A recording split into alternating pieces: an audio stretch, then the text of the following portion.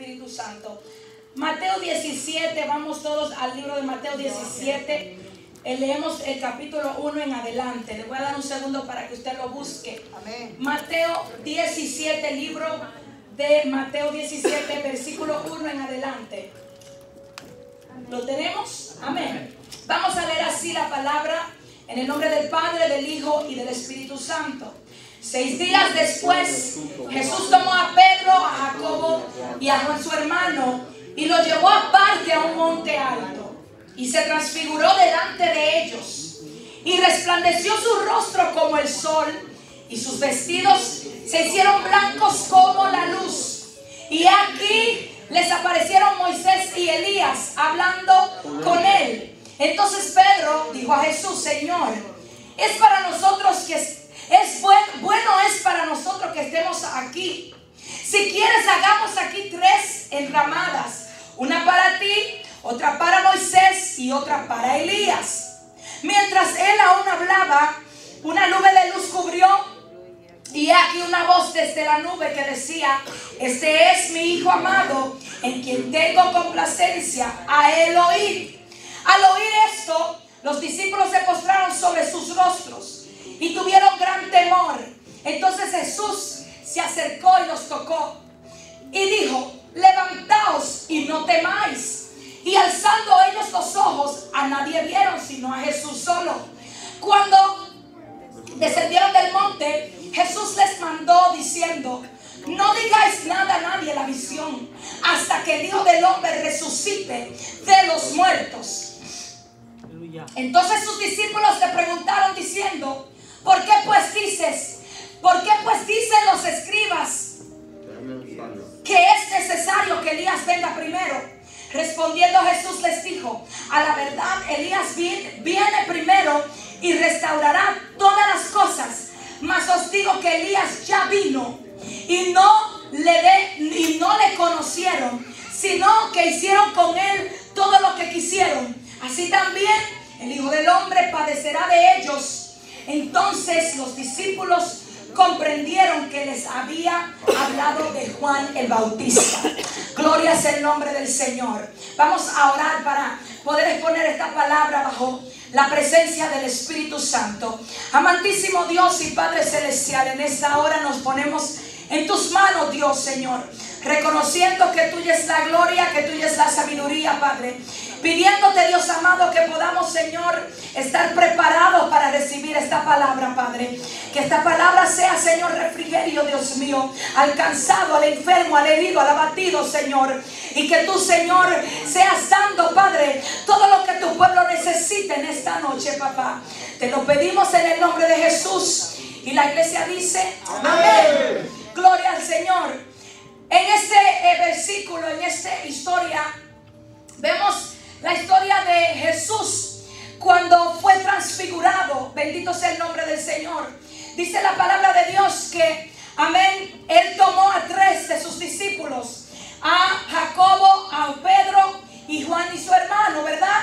Y me interesa mucho lo que la Biblia expresa cuando aquí está hablando de lo que Jesús comenzó a hacer con ellos, de cómo Jesús se los llevó, gloria sea el nombre del Señor, a un monte alto después de que ya, amén, Jesús había hecho muchas cosas después que el ministerio de Cristo había comenzado.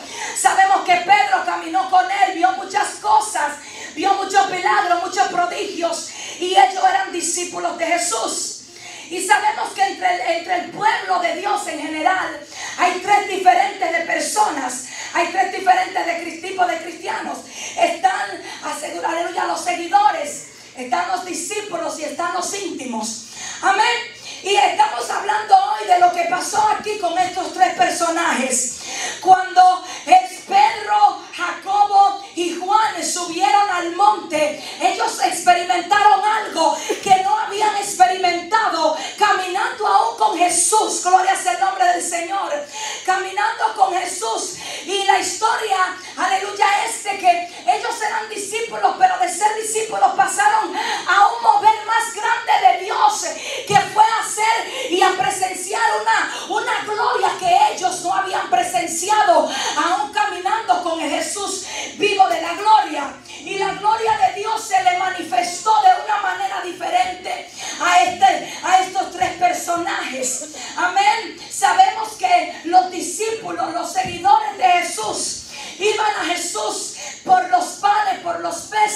Y así hay personas aún en medio de la iglesia que van a Jesús por los panes, por los peces, por lo que Cristo le pueda dar. Pero están los discípulos. Los discípulos sabemos que caminaron con Jesús, vieron milagros, vieron prodigios, vieron cosas grandes, vieron cosas maravillosas, vieron cosas que Jesús hizo, Jesús libertando personas, Jesús sanando personas, y ellos estaban ahí con ellos, amén. Pero cuando Jesús los invita a un lugar más alto, diga conmigo, hay un lugar más alto que tengo que llegar, que tengo que experimentar. Y fue una gloria que se le desató a estos hombres que no se le había desatado. Entonces yo quiero hablarte un poquito de cuál es la historia detrás del discipulado, del discípulo. En el tiempo de Jesús era muy común que se levantaran maestros y tomaran discípulos para enseñarlos y llevarlos a crecer. Esto fue lo que Jesús hizo con sus discípulos. Jesús del montón agarró a 12 discípulos y les digo, dejen todo lo que ustedes tienen y vengan a seguirme. Síganme a mí y sigan que yo los quiero enseñar, yo los quiero discipular.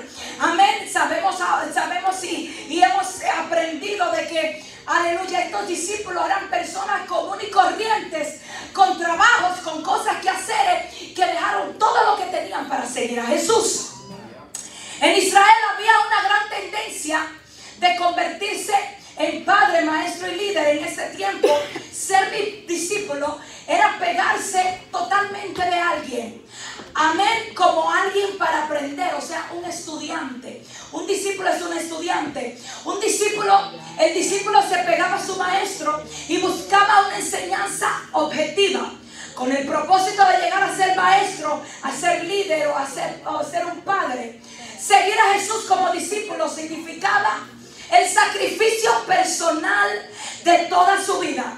Ser discípulo era estar atado, pegado a Jesús para hacer su voluntad. Aleluya. Y hoy el Señor, aleluya, quiere que nosotros hagamos lo mismo. Amén. La enseñanza de Jesús llevaba como objetivo que las personas tomaran la decisión de dejar de ser un seguidor a ser un discípulo de Jesucristo.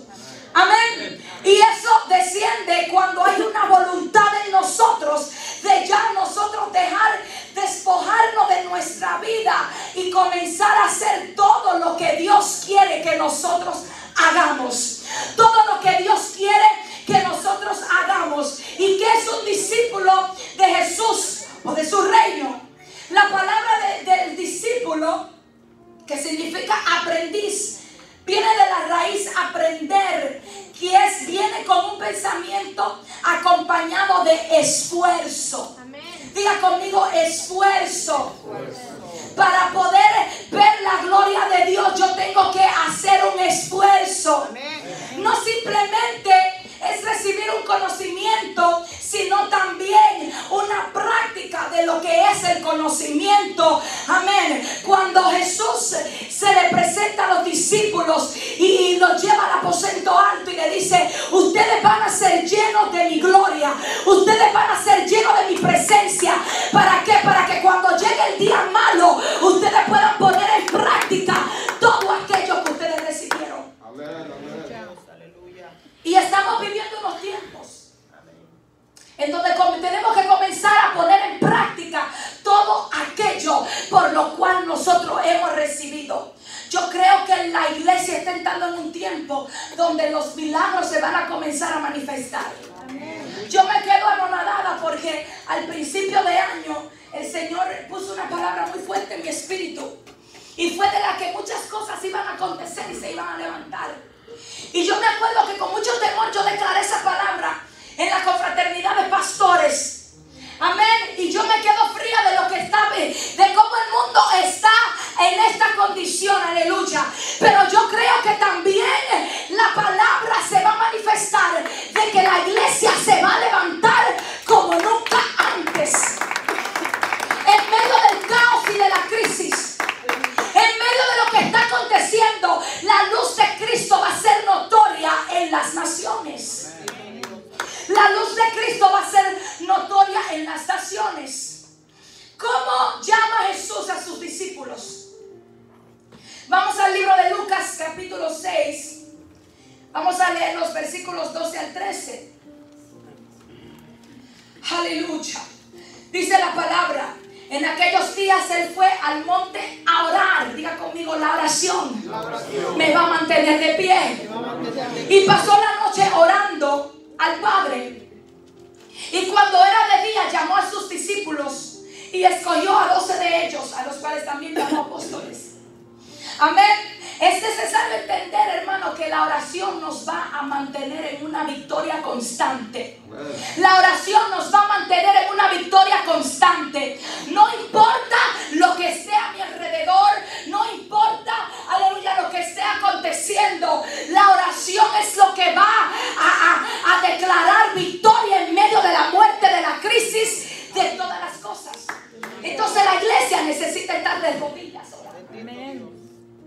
Saque tiempo para orar. Saque tiempo para orar. Si usted no puede llegar al altar, aleluya, ore en su casa. Mantenga la comunión. Comience a ungir. Comience a declarar que Dios en estos tiempos va a manifestar cosas grandes.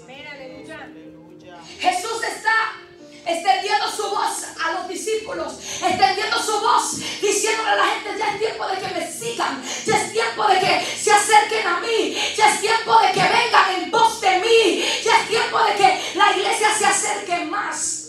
Hay un velo, hermano, que nosotros tenemos que rasgar. Hay un velo que la iglesia tiene que rasgar y la iglesia tiene que ir detrás del velo. Y eso fue lo que hicieron Pedro, Jacobo y Juan, su hermano. Ellos se elevaron a una gloria que fue mayor, que fue tan grande, que fue tan lindo. Lo que le dijo el Pedro, le dijo al Señor: Señor, ¿por qué no nos quedamos aquí? ¿Por qué no hacemos una enramada aquí? ¿Por qué? Me interesó esto, hermano, porque cuando ahí está la gloria de Dios, ese es el lugar donde usted quiere estar, envuelto en su gloria, envuelto en su gloria. Pedro nunca le dijo esto al maestro. Cuando vio los milagros, cuando vio la multiplicación de los panes y los peces, nunca le declaró esta palabra a Jesús.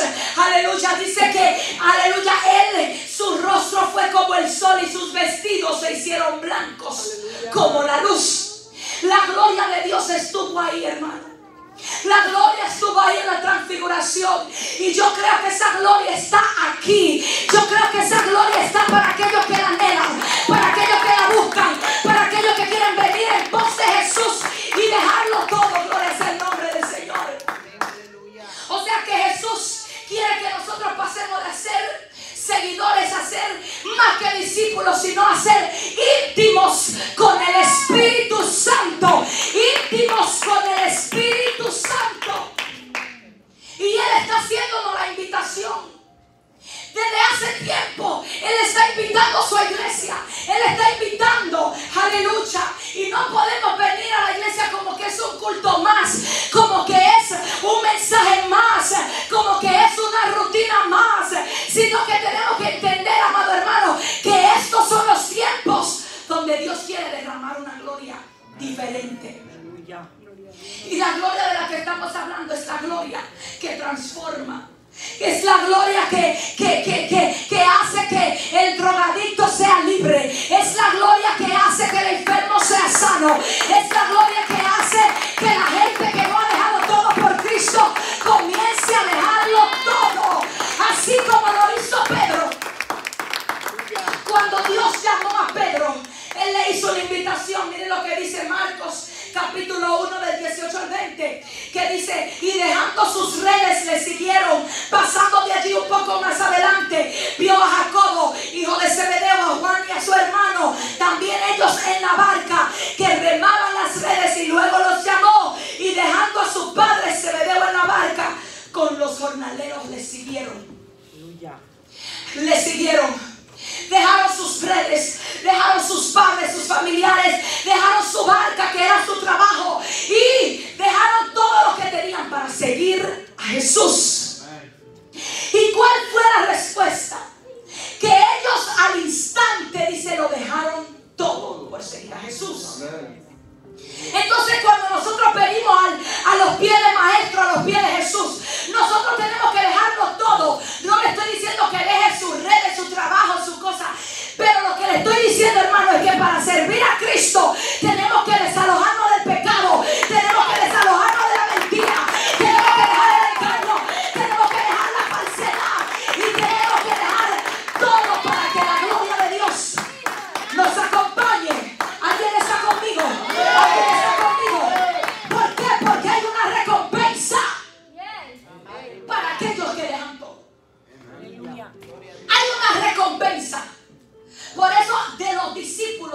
un grupito que él sacó y lo llevó a lo más alto.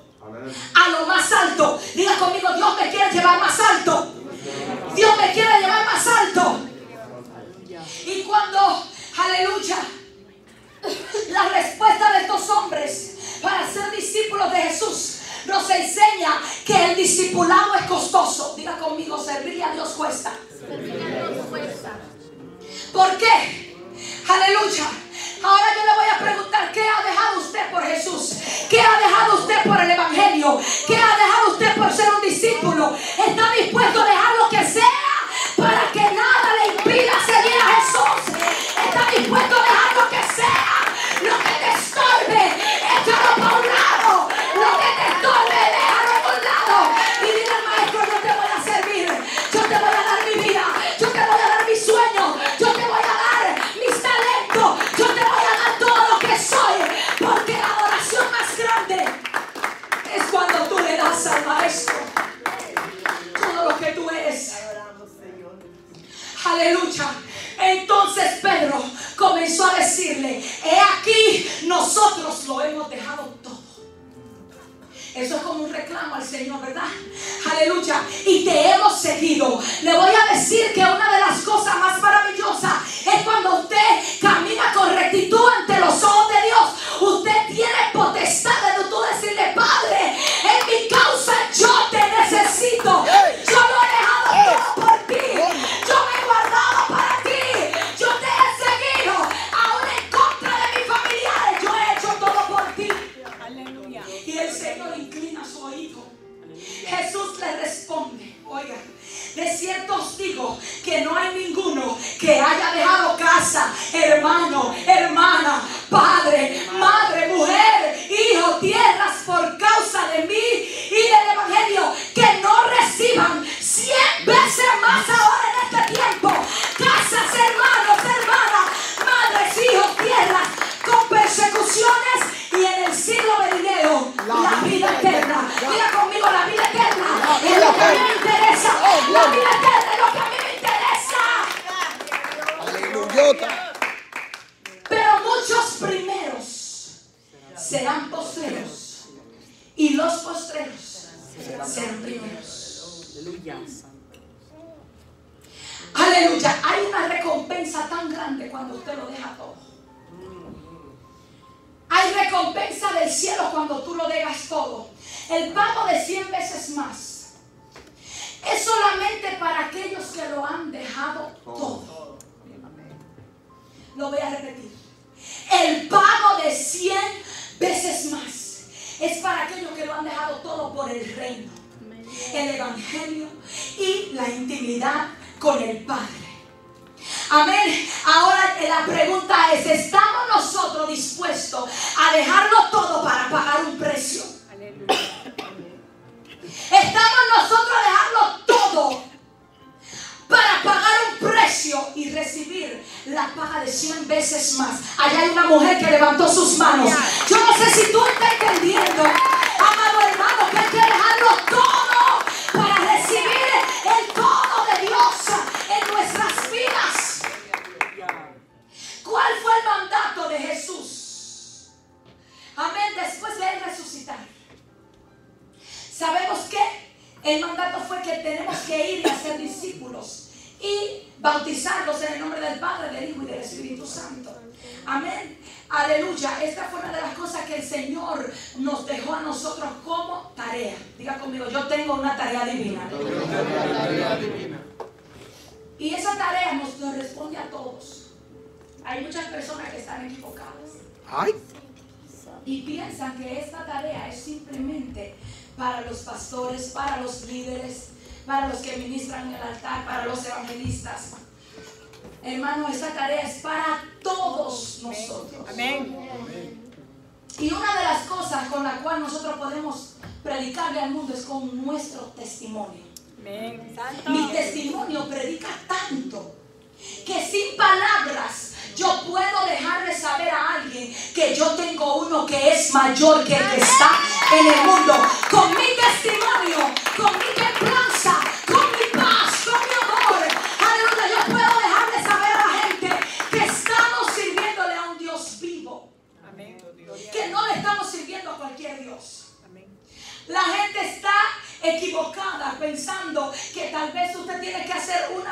tantas cosas. Mire, hermano, con su testimonio usted predica donde quiera que usted vaya. Aleluya. Donde ustedes están incitando a mentir, no mienta. Yo no miento porque yo le sirvo a Cristo. Amén. Cuando, mire, lo más que esa sociedad y la humanidad ahora quiere instar a la gente es a mentir. Y la mentira es del diablo, hermano. La mentira es de Satanás. Dice la Biblia, los mentirosos no heredarán el reino de los cielos. Entonces, si usted es cristiano y usted va a sus taxes y le dice, mira, esto se ve más bonito así, si alteramos esto de esta manera, a usted le dan unos par de miles de dólares más. Amén, amén. Yo le dije, yo no quiero par de miles de dólares más. A mí me importa la salvación de mi alma. Aunque yo no tenga ni un peso en mi bolsillo, me importa más su eterno. Estamos dispuestos a dejarlo todo. Esas son las excusas baratas que el diablo quiere ponernos. A que usted hable mentira, a que usted se haga uno más del montón, a que usted, aleluya, sea una mentirita aquí, hermano. No nos prestemos a eso, por favor. Por unos dólares más que el diablo viene y nos los quita de una manera u otra. Tenemos que ser rectos ahora delante del Señor. ¿Cuáles son los 4 tipos de individuos que hay en una iglesia? ¡Ay! Discúlpeme si me ve el ojo que estoy batallando con algo ahí. Diga conmigo, las multitudes. Los creyentes, los discípulos y los íntimos. Mire, el lugar más alto es cuando Dios te llama amigo y te dice, tú eres una íntima, tú eres un íntimo. Eso fue lo que pasó con Pedro, Jacobo y su hermano. Ellos llegaron a un lugar más alto, a una posición más alta. ¿Y cuáles son las excusas al discipulado? Vamos a leer el libro de Lucas, si lo podemos poner ahí, el versículo 14. Para leer esa versión 14 del 15 al 24. Bendito sea el nombre del Señor. Te adoramos. Dice así: oyendo esto, uno de los que estaban sentados con él a la mesa le dijo, bienaventurado el que coma pan en el reino de Dios.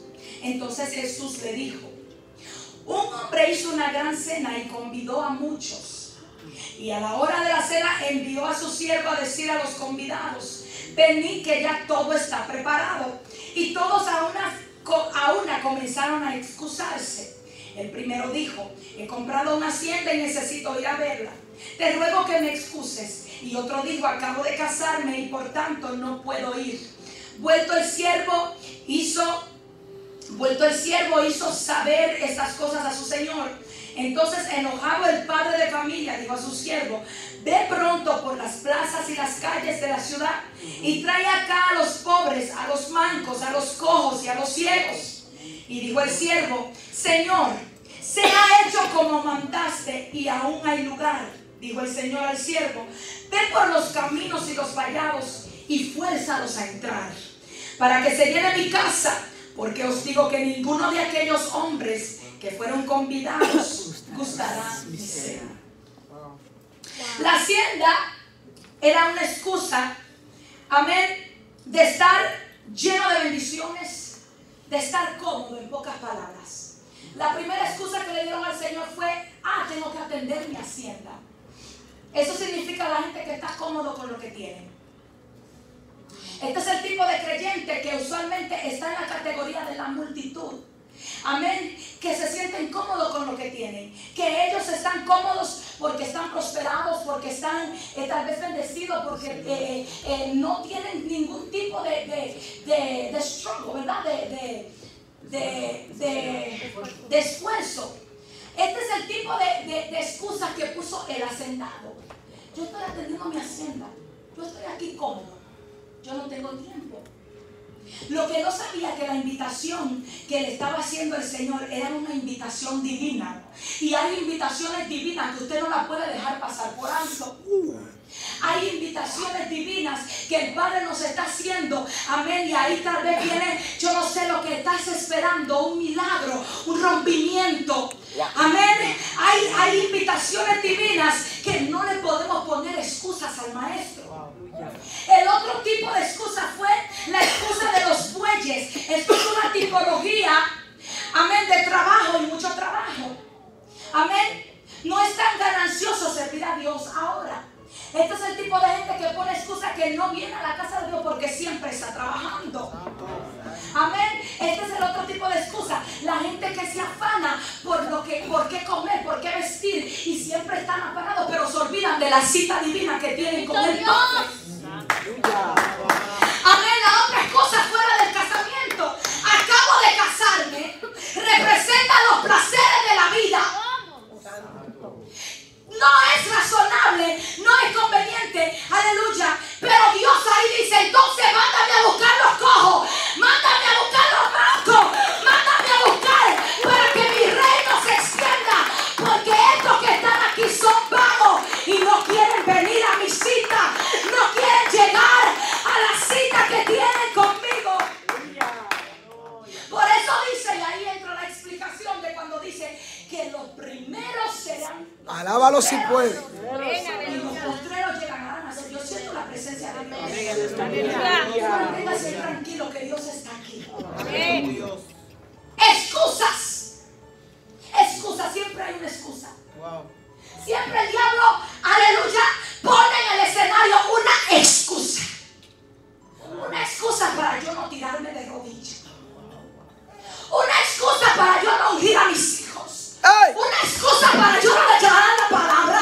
Una excusa para yo esto y para yo servir a Dios. No solamente en el pueblo de hoy, estamos hablando del pueblo de la Biblia, hermano. Mire, lo más terrible era esos israelitas. Buscaban excusas para no obedecer a Dios. Buscaban quejas.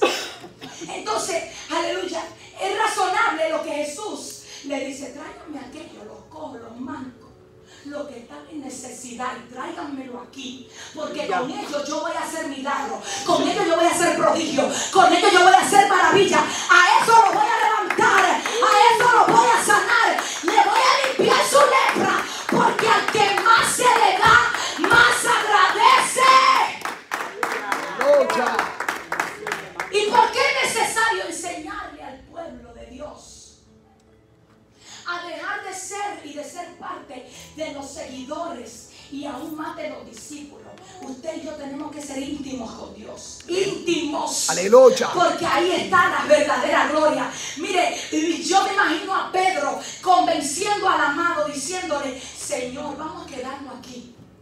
Vamos a hacer una enramada unas casitas, ¿verdad? Una casita. Vamos a hacer una enramada aquí, en que yo me quiero quedar. En tu presencia, en tu plenitud. Aquí yo me imagino que ahí no había lloro. Ahí Pedro estaba, mire, disfrutando de una gloria, hermano. Esa gloria, esa que usted y yo tenemos que buscar. Esa gloria es la que el mundo necesita conocer. Esa gloria es la que va a atacar la tristeza y reemplazarlo por alegría. Esa gloria está accesible en estos días. Pero diga conmigo: tengo que dejarlo todo. Tengo que dejarlo todo. Despojarme de todo pecado. Mire, si hay algo que nos separa de Dios, es el pecado. Si hay algo que nos aleja de Dios, es el pecado. El pecado no nos da acceso legal. Mire, el pecado es como una llave que cierra el cielo, donde aún nuestras oraciones no son oídas. Entonces el pecado, amado, es lo primero que yo tengo que dejar. Pecados ocultos. Pecados, amén, que nosotros a veces vemos como pecados pequeñitos. Amén, como lo dije anteriormente, la mentira. Aleluya. Pecados como los malos pensamientos. Gloria sea el nombre del Señor. Pecados, aleluya, de influencias de demonios que vienen a nuestra vida. Que a veces nosotros no estamos ahí pendientes. Pero cuando usted tiene el Espíritu, puede saber y discernir. Aquí el diablo me está haciendo una trampa para que yo caiga. Aquí el diablo me está haciendo una trampa para que yo suelte la santidad, para que yo suelte lo que Él me dio un día, lo que yo conseguí a precio de oración, a precio de ayuno. No permita que nada te robe lo que Dios a ti te entregó. No venda la viña. A causa de tu consagración salvación. A causa de tú dejarlo todo por Jesús. Si algo yo tengo entendido es que Dios no tiene favoritos. Amén. Lo que yo puedo entender es que hay algunos que toman esto más en serio que otros. Por eso Dios sacó a 2 o 3 y lo apartó y le dijo: lo que yo le voy a demostrar a estos 3, aquellos todavía no están preparados para recibirlo. No es que Dios tiene niño favorito. Es que mi consagración, mi dedicación, lo que yo hago en mis pensamientos, eso no es lo que a Dios va a provocar que Él derrame todos esos secretos de los cuales la Biblia habla. Para que un discípulo sea enseñado y entrenado. ¿Para qué un discípulo es entrenado a seguir a Jesús? Primero, para ser pescadores de hombres. Diga conmigo, las almas es lo que más le interesan a Dios. No el ministerio, no los dones, no los panes, no los peces. Entonces el pueblo está confundido, el pueblo está errado. El pueblo piensa que Dios lo primero que quiere entregarte después que tú te conviertes en un ministerio es el querer como el hacer de usted pescar alma para su reino. Esto es un equipo. En mi equipo, lo que más me interesa es traer más personas a mi equipo. ¿Y de dónde? Nosotros sacamos de los que están allá afuera sucios, debajo de los puentes. Por eso el pecador no se le puede rechazar, porque Jesús dijo: mira, estos que están ocupados en las haciendas, en los casamientos, los placeres, a eso, olvídate de eso, vayan a buscar lo que necesitan verdaderamente, la luz de mi poder, la luz de mi evangelio, búsquenme a eso. Y ahí es donde comienza el Señor a ser los pescadores de hombres. Cada uno de nosotros tiene la responsabilidad de ir a predicar el evangelio. Come on. Y de ganar almas para Jesús. Amén. Donde quiera que vayamos, nosotros tenemos que ser una luz que brille en medio de la oscuridad. Lo segundo que un discípulo tiene que estar equipado para hacer es predicar, sanar a los enfermos y echar fuera demonios. Y usted dirá: wow, pero yo pensaba que eso era para los pastores nada más, para los profetas. Mentira, usted es un discípulo de Dios. Usted también está llamado a orar por los enfermos. Ahora bien, si usted va a orar por un enfermo, asegúrese que usted no viva una vida de pecado. Si usted está, amén, en una condición y usted sabe que usted lo que necesita es que usted le echen fuera a los demonios, no vaya a que le echen fuera un demonio. ¿Verdad? ¿Estamos entendiendo? O sea, la imposición de las manos cuando hablamos de orar, tenemos que entender que nuestra condición debe de estar legítima delante de Dios. Amén. Dice la palabra en Marcos 3, que del 13 al 15, que después subió al monte y llamó así a los que él quiso, y vinieron a él, y estableció a 12 para que estuviesen con él y para enviarlos a predicar, y tuviesen autoridad para sanar enfermedades y para echar fuera demonios. Esta es la función de la iglesia de Jesús. Mire, usted es un guerrero, un militar. Usted es un soldado de Cristo. Y donde hay un demonio, un hijo de Dios tiene que echarlo fuera. Donde hay una enfermedad, un hijo de Dios tiene que echarla fuera. Donde hay un guerrero de Dios, donde hay cualquier petilencia, tiene que saber que hay una autoridad delegada del cielo. Y lo último, lo tercero, que un discípulo hay que enseñarlo a hacer, es enseñar a otros a guardar la palabra de Dios. Mire lo que dice Mateo 28:20. Enseñándolos que guarden todas las cosas que os he mandado. Y he aquí yo estoy con vosotros todos los días hasta el fin del mundo. Mire, hermano, si hay algo que el que guarda la palabra tiene seguro de que Dios está con usted. El que guarda la palabra tiene que tener por seguro de que Dios está con nosotros hasta el fin del mundo. Lo siguiente es ser discípulo de Jesús con toda nuestra vida y servir al Señor. Amén.